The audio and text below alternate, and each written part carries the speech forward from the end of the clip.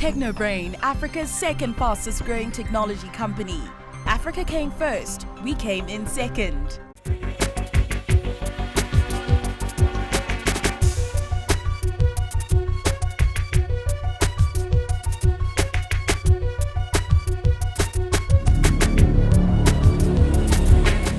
Hello everyone and welcome to Unstoppable. My name is Pete Ondeng, but you can just call me Coach. This week, like every week, I'm going to be having a conversation with an amazing personality with an amazing story.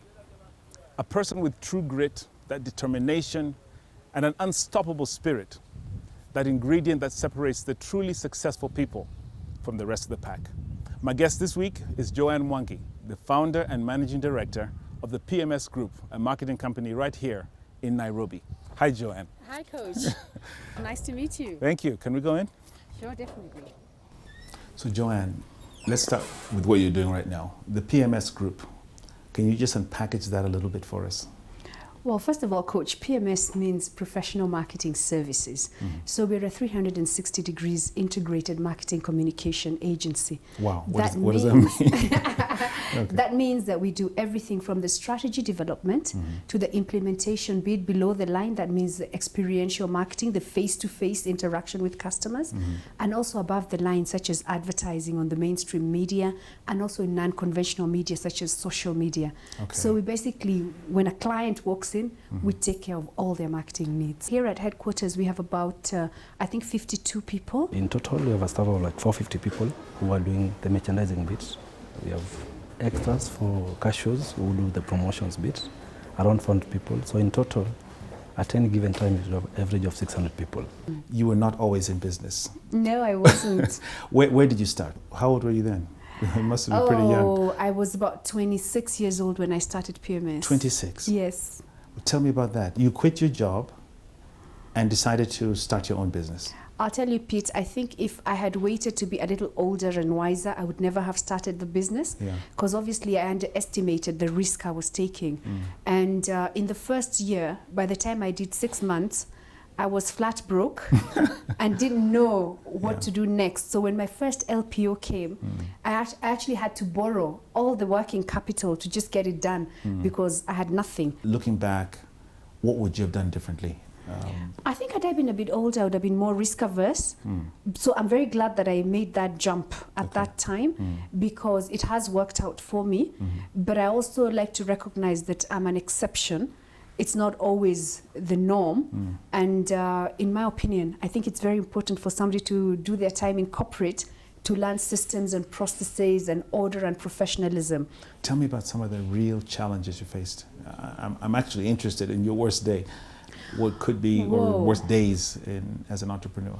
You know, Coach, I think for me, the one that stands out over the years is 2 years into business when the Kenya Revenue Authority walked in and slapped me with a bill for 13 million Kenya shillings. Ouch. And that was money I had never seen in my life. And I also didn't know how I was supposed to deal with that. What we did is that we ensured that we came up with policies and procedures and systems in place to make sure that there are no lapses on the tax issues.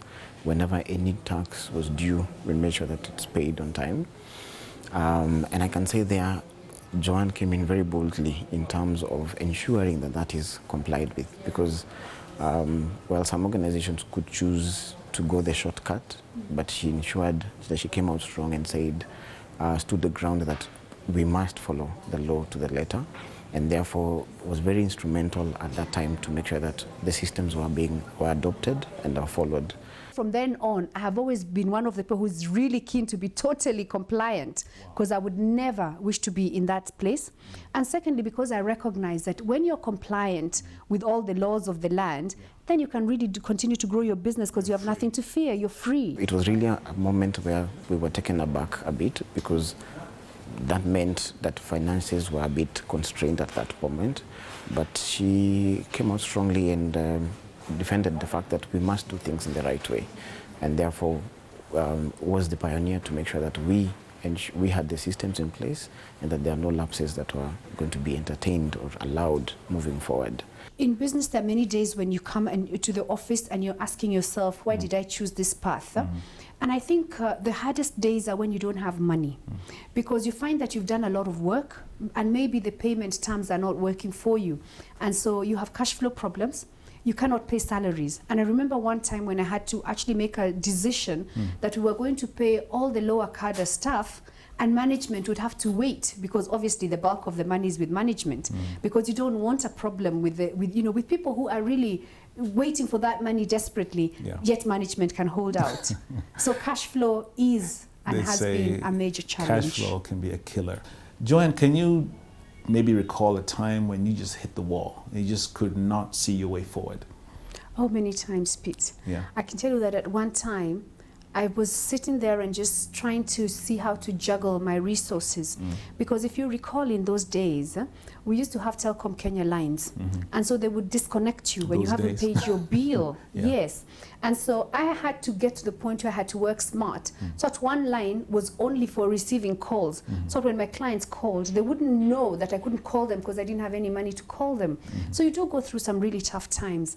But I would say for me, at a personal level, what really hurt when it would be my son's birthday or my daughter's birthday, and I didn't have money to even buy a cake, you know? And I always wondered, maybe I should have stayed in corporate, because in corporate that wouldn't happen. You're assured of a monthly salary. Exactly. One day, I think it was the 24th of December, and we got a call at 6 a.m. in the morning, and our offices had been robbed. Oh my. They took every electronic device there was in that office.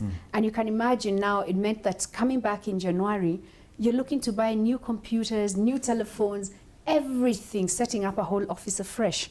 It was a major setback. Like 50% of the team had no backup. We had no machines to use that time. So it's a cost to the company as well, and a setback to the team, because now you have to do filing again, and to the client you have to explain the previous reports of the previous years, where they have been, and you're not able to track them. So you end up now doing raw data and filing and everything. It will take like 2 months before you settle. It was quite a hit back at first, because when you come and you find an empty office, definitely you feel it's a challenge. And of course the business was affected for quite some period, but she took it very strongly. And you know, the days you should come to the office and you think, now what's the next step? But she was very bold enough to come and say, hey guys, we have to keep on, we have to move on. And slowly by slowly we started rebuilding back those the lost property. We really tried to get other sources of income to make sure that we could supplement what we had, and also to assure the clients that we are still there, we're still afloat. In as much as that challenge has come, the assurance that she was there to give that to the clients, that we are still going to bounce back and we're going to be able to service you, was really quite impressive. Joanne, what inspires you? I'm inspired by alleviation of poverty. I really think that if I can do my bit to create more jobs, to also pass on the skills that I've acquired over time, to make sure that other young entrepreneurs can do better than I have done, and at least their businesses can survive, that really inspires me. And so I run mentorship programs. I work a lot with young people, male and female, who are starting their businesses, because I just feel, had I had somebody to hold my hand, my journey would have been a lot smoother. You didn't have a mentor yourself? By the time I acquired mentors, I had gone through, I think, some of the roughest patches, but my mentors have helped me to grow the business and have helped me to manage growth, because I think managing success is perhaps harder than managing failure. Yeah. Coming out of those rough patches, tell me about the success that has come over the last few years and where you are today.